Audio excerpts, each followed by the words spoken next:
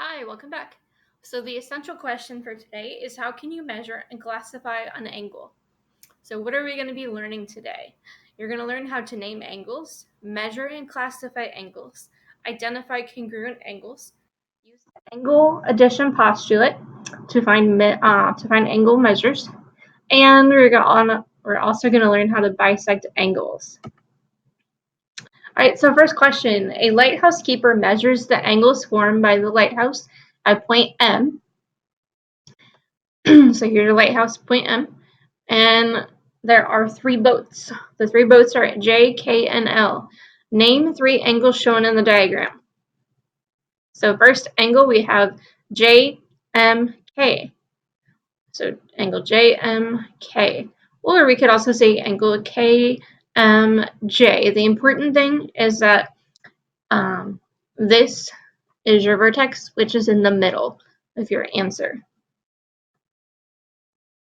All right. Next, we could also say angle KML or angle LMK. And then last but not least, there's one more angle. That's the big angle that we see here, angle JML or angle LMJ. All right, so the postulate 1.3 is the protractor postulate. So I'll let you guys read over this if you need to, but I believe most of you have used a protractor before. So let's see, there's different types of angles. I'm sure you've heard of these as well. There's an acute angle that measures greater than 0 and less than 90, and it looks like a tiny, cute little angle. A right angle measures exactly 90 degrees. It's usually going to be represented with this little box here to show you that it's a right angle and 90 degrees. An obtuse angle measures greater than 90 degrees, but it's less than 180 degrees. So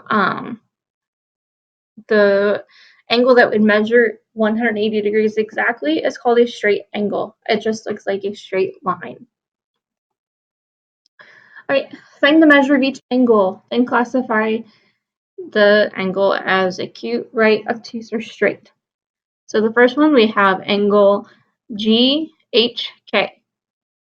So GHK. So I'm starting at 0 degrees and I'm traveling upwards. And because I know that this is bigger than 90 degrees, I'm going to look at the bigger number. So I'm going to look at the top this time. So that's 125 degrees. And I know it's a little hard to see on here.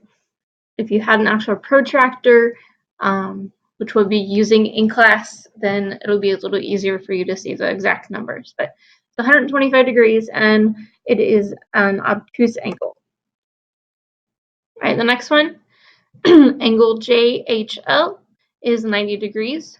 So you can see it's going from here to here to here. It's exactly 90 degrees, and it's a right angle. And then the last one, it's angle LHK. So this one's a little different. So where am I starting at? I'm starting at the 90-degree angle this time. On all the other ones, maybe you notice that we were starting at the 0-degree angle. Okay, so I'm starting at 90 degrees this time, and it's only open from here to here. So since this is obviously smaller than a 90-degree angle, this time I want to make sure that I look at the smaller number, not the bigger number on the top. Okay, so 90 minus 55, and take the absolute value of that, you're going to get 35 degrees. Okay, so if you look at this, does this look like a 35-degree angle? Hopefully it does to you. Hopefully you understand it's 35 degrees and not a huge number. So what kind of angle is this? It is called an acute angle. All right, next we're going to identify the congruent angles labeled in the quilt design. So you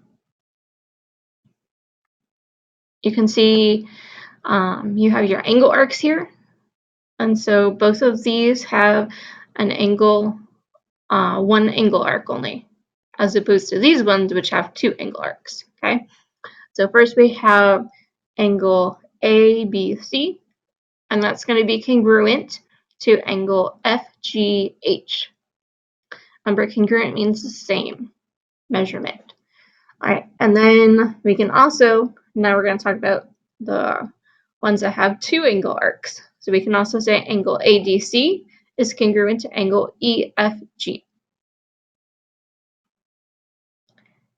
All right, the next question says, if the measure of angle ADC is 140 degrees right here, then we want to know what is the measure of angle EFG going to be.